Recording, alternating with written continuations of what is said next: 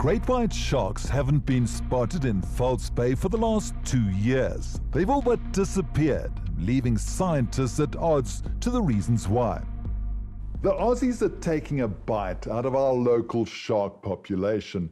We are exporting shark caught off South African waters to feed the Australian fast food market, and our scientists say that it's literally taking the food out of our great whites' mouths. It's called Flake and chips, and before lockdown it was extremely popular, says Australian shark conservationist Dr. 𝗀𝗏𝗃𝗏. But strangely, many people don't even know they're eating shark, even although the texture is very different. It still surprises me how many people actually aren't particularly aware of exactly what flake is. It's just accepted that it's fish, and coming from Australia, it's okay. Globally, 30% of sharks and rays are threatened with extinction.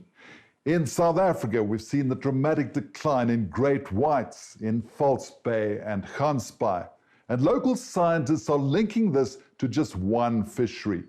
World-renowned wildlife photographer Chris Fellows took the iconic flying shark images and has spent the last 25 years working with them.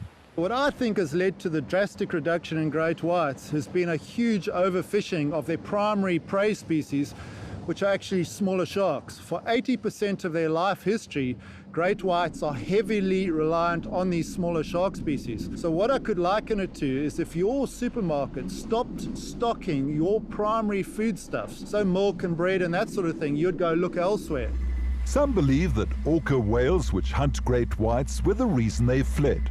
The orcas are a sexy sideshow to what's really happening. We know that when the orcas come into an area, great whites, certainly in the Gansbaai area and Mossel Bay areas, leave for periods of up to 2 months at a time. So it is a short to medium term effect. However, the complete absence of great whites cannot be related to that. In the late 90s in South Africa, a new fishery was introduced called demersal shark longlining, which catches shark that live and feed at the bottom of coastal areas.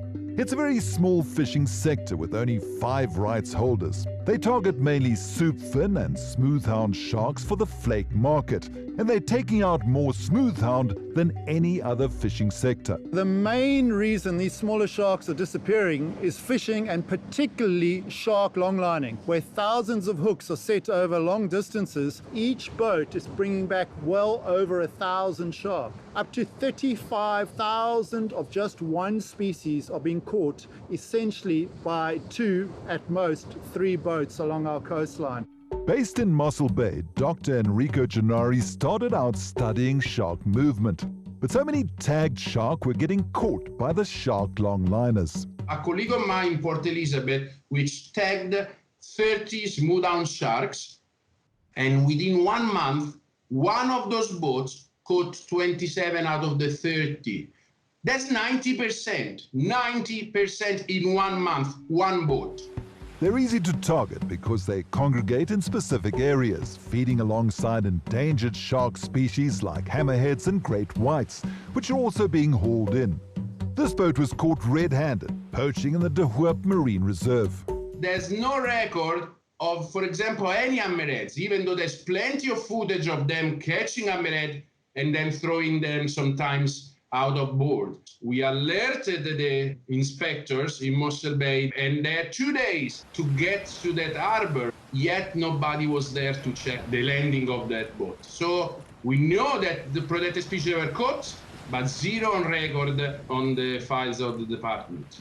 So in Australia, there's no legal obligation to actually call any form of shark meat by its species. So a fish and chip shop can actually call hammerhead shark, it can call bronze whaler flake. There's no legal obligation to call it otherwise. And this is particularly problematic, especially when you run the risk of endangered species potentially entering the trade and Australians unwittingly eating them. Gummy sharks were overfished in Australia, so now they're protected through strictly enforced quotas. Our fisheries scientists warned there was 99% probability that shark fin had already been overfished in 2016 and smoothhound unsustainably fished.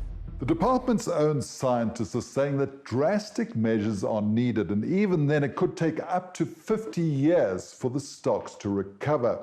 Despite making these recommendations since 2011, nothing has actually been put in place. It's still open season. Demersal shark longliners are still allowed to catch as much as they like, and everything from babies to the breeding adults. A slot limit is a management tool to regulate the size of fish caught to protect the breeding stock, but it was never implemented. Acting DDG for Fisheries 𝗀𝗵𝗶𝘀 says for the last 10 years, fisheries were split between two different ministries. Just before lockdown, they were consolidated into one department, which he hopes will make the regulatory framework easier. The slot limit was proposed in 2011. It was formally adopted in 2015 and even gazetted, but it still hasn't been implemented. It requires an amendment to the permit conditions, and to do that, we are required to do socioeconomic impact assessments. But this is almost a decade later. Now, they've been filmed fishing within the 𝗀𝗃𝗏 marine protected area and evidence supplied to the department. Why have they not been taken off the sea? I can confirm, Derek, that two vessels, the White Rose and the Prince Willem, have been arrested and prosecuted for fishing in the 𝗀𝗃𝗏 fishery. So those cases are pending. The shark diving industry has been hard hit with the disappearance of the great whites, and it's had a knock-on effect in the tourist industry. They argue that the demersal shark longliners only employ about 250 people, and one small fishery is destroying not only the environment, but hundreds of local jobs. The great white shark tourism industry alone is worth over 1 billion rand. Demersal shark fishing is worth less than 15 million rand, so 1.5% the value of keeping these animals alive. So this one fishery, employing very few people, is having a massive detrimental effect the whole way along the coastline.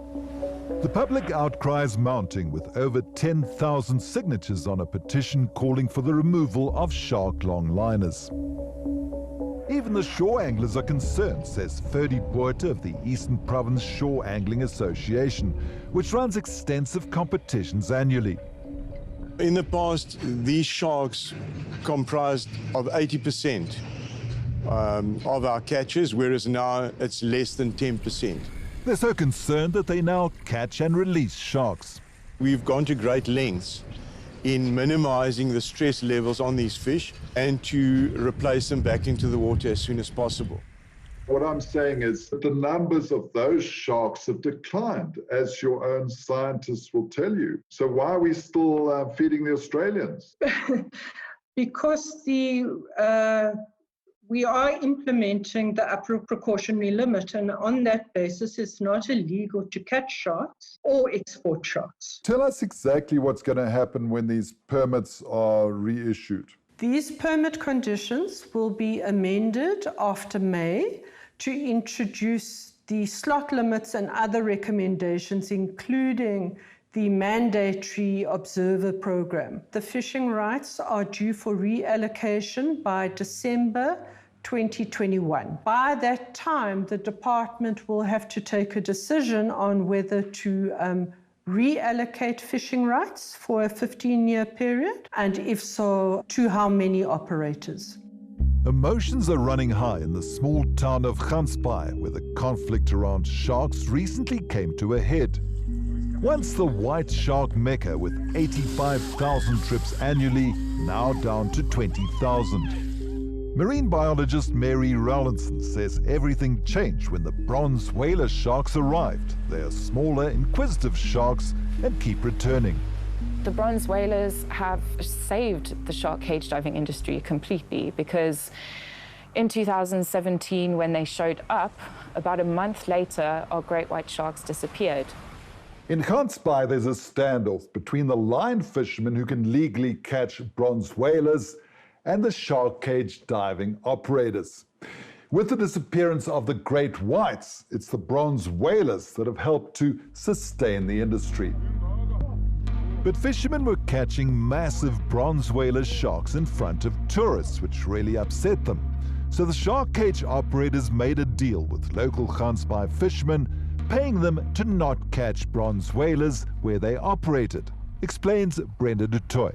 From about 27 fishermen, it became something like 84. More and more fishermen started asking for funding. Bearing in mind, every fisherman that was negotiated with signed a contract, gave us details of their permits, but over 3 years, in total, we almost at 900,000. But then boats from Cape Town arrived threatening to take out the bronze whalers unless they were compensated. 2018, we had fishermen that went out there and in front of tourists started killing bronze whalers, even though they had agreed not to.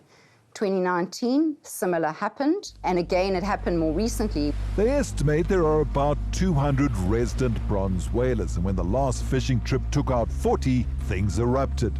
We tried to speak to the Gansbaai fishermen, but were met with a lot of aggression, so we approached 𝗀𝗀𝗃𝗃, head of the Commercial Line Fishing Association.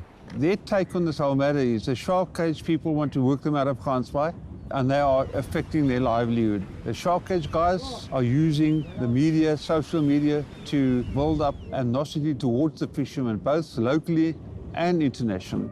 A bronze whaler will fetch around 1,000 rands for a fisherman.